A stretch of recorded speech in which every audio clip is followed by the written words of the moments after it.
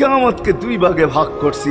আমি জানি আপনি একাই চিৎকার দিবেন কিয়ামতের মাঠে উম্মতি উম্মতি বইলা, আর কেউ উম্মতকে স্মরণ করবে না। নবীরা তো মাকেও স্মরণ করবে না, বোনকেও স্মরণ করবে না, সবাই নাফসি নাফসি বলবে। আপনি উম্মতি বইলা চিৎকার দিবেন। বিদায় কিয়ামত আপনার আর আমার মাঝে ভাগ, আর কারো মাঝে না। সালতো তা সাফি তো সাফা। ওই দিন আপনি চাইতে থাকবেন, আমি দিতে থাকবো। আপনি সুপারিশ করবেন, আমি মঞ্জুর করতে থাকবো। লা ইউখজি কাফি উম্মতিক। আপনার উম্মতের ব্যাপারে আপনাকে আমি লজ্জিত করব না। কোরআন আসছে আল্লাহ রসুলের কাছে, অদ্দুহা ওয়াল লাইল ইদা সাজা মা ওয়াদ্দাআকা রাব্বুকা ওয়া মা ক্বালা। এই সূরার ভিতরেই আছে সাউফা ইউতিকা রাব্বুকা ফাতারদা। আপনাকে আমি রাজি করে ছাড়বো। কোরআন যখন নাজেল হইতেন তো কি অবস্থা হইতো ওলামারা জানে।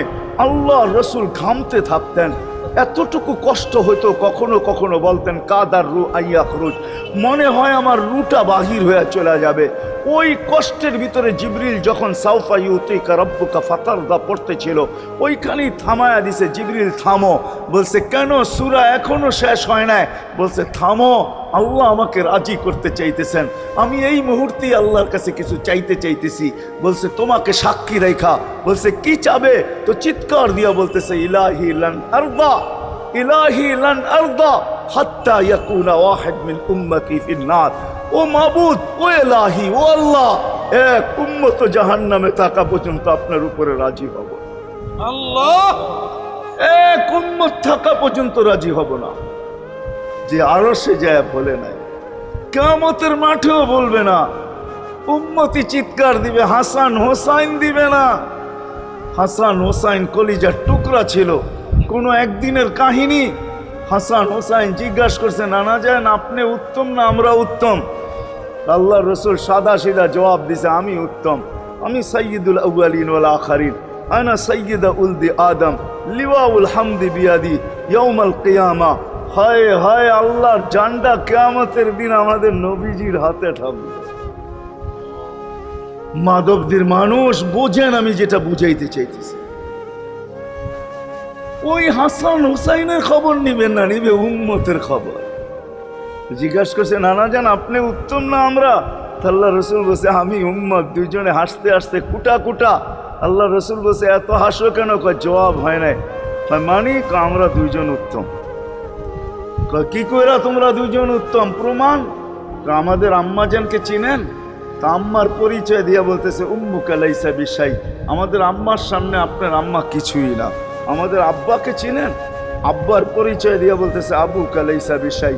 আপনার আব্বা আমাদের আব্বার সামনে কিছুই না। আমাকে নানা জানতে চিনেন?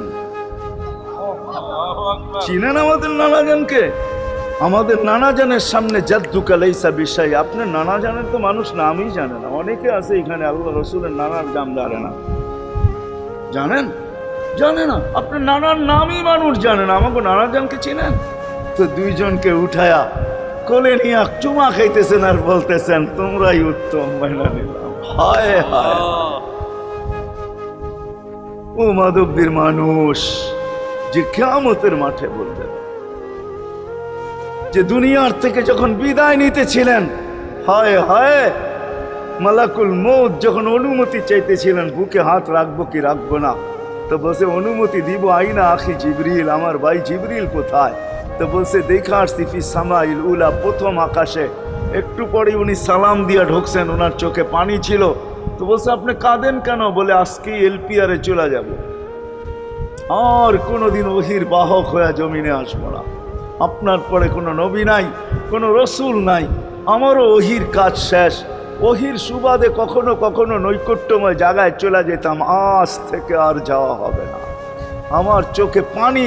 দীর্ঘ ১.৫ লক্ষ নবী, ৩১৩ জন রসুলের কাছে আমি নিয়ে আসছি। আজকে শেষ দিন, এই জন্য চোখে পানি। তো উনি উল্টা প্রশ্ন করছেন আপনার চোখে পানি কেন? জিবরিল মালাকুল মউত দাঁড়ায় আছে, অনুমতি চাইতেছে বুকে হাত দেওয়ার জন্য। এখনো এক প্রশ্ন বাকি। বলছে সেটা কি? বলে ফামান লিবাদিলি উম্মতি। অথচ ৯ ঘরে চুলা জ্বালানোর মতো তেল ছিল না।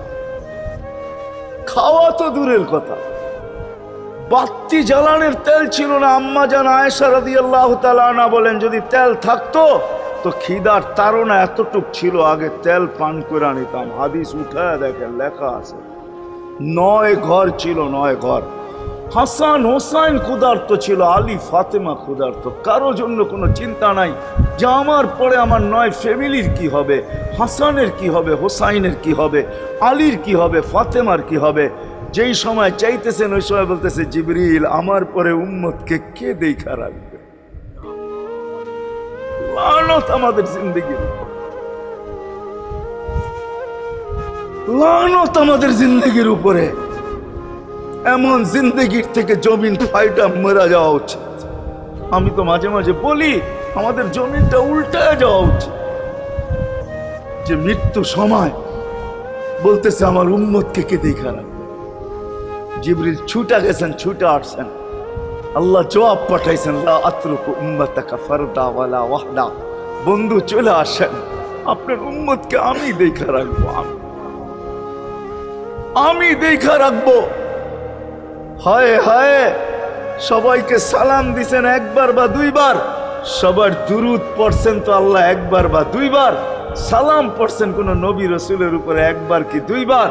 আর বন্ধুর সালাম প্রতি জুমা ইমাম আছে, খতিব আছে, ইমামরা একটা আয়াত পড়ে কোরআনের, ইন্নাল্লাহা ওয়া মালাইকাতাহু ইউসাল্লুনা আলান নবী ইয়া আইয়ুহাল্লাযীনা আমানু সাল্লু আলাইহি ওয়া সাল্লিমু তাসলিমা। এই আয়াত আমাকে অনেক কিছু বোঝায়।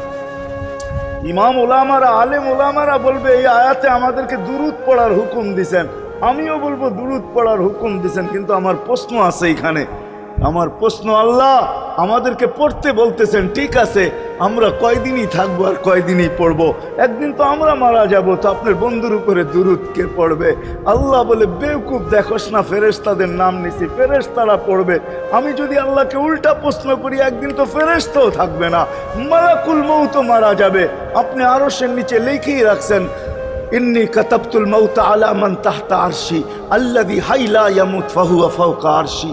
আমার আরশের উপরে যে সে চিরঞ্জীব, যে নিচে আছে তাকে মৃত্যুর স্বাদ পান করতে হবে, একদিন তো ফেরেশতা মরে যাবে। আমাদের নবীজির উপরে দুরূদ কে পড়বে?